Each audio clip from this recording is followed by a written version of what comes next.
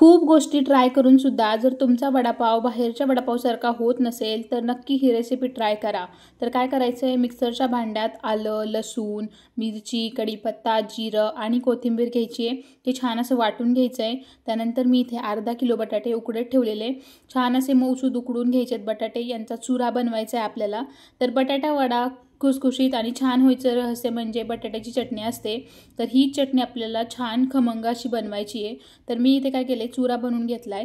त्यानंतर कढईत तेल टाकलंय, मोहरी टाकली, कढीपत्ता टाकला, हळद टाकली, नंतर वाटलेली मिरची ॲड करायची। त्यानंतर ते जिन्नस मिक्स करून घ्यायचे आणि छान तेल सुटेपर्यंत परतत राहायचं कमी आचेवरती। नंतर चुरा केलेला बटाटा ॲड करायचा, चवीनुसार मीठ ॲड करायचं आणि छान असं गोळा होईल तोपर्यंत परतत राहायचं। आता इथे आपण वडा डीप करण्यासाठी घोळ बनवतोय। तर इथे काय करायचं आहे, इथे घ्यायचं चण्याचं पीठ, हळद घ्यायची आहे, त्यानंतर धना पावडर घ्यायची आहे, मीठ घ्यायचं आहे, थोडंसं पाणी टाकायचं आहे। पाणी जास्तही टाकायचं नाही आणि कमी टाकायचं नाही, सरसरीत असं पीठ मळून घ्यायचं। तर मग इथे ना पाणी हळूहळू टाकायचं बेतानी। त्यानंतर हे छान असं मिक्स करून घ्यायचं। इकडे आपली बटाट्याची चटणी थंड झाली आहे, तर वडे बनवायला घ्यायचे आहेत। वडे जास्त जाड बनवायचे नाहीत, असा गोल करायचा आणि नंतर टॅप करायचं, असे पातळ वडे बनवून घ्यायचे।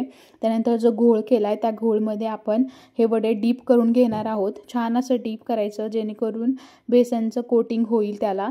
छान बेसनचं कोटिंग झालं की वडे छान खुसखुशीत आणि कुरकुरीत लागतात।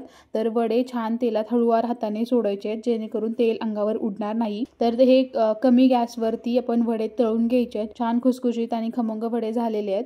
तर तुम्हाला माहिती आहे का की आपण जेव्हा स्टॉलवरती वडापाव खातो तेव्हा ते एक चटणी देतात लाल कलरची, त्या चटणीची रेसिपी हवी असल्यास डिस्क्रिप्शन मधील लिंकवर टॅप करा। आणि ही रेसिपी आवडली असल्यास लाईक करा, शेअर करा, सबस्क्राईब करा। थँक्यू।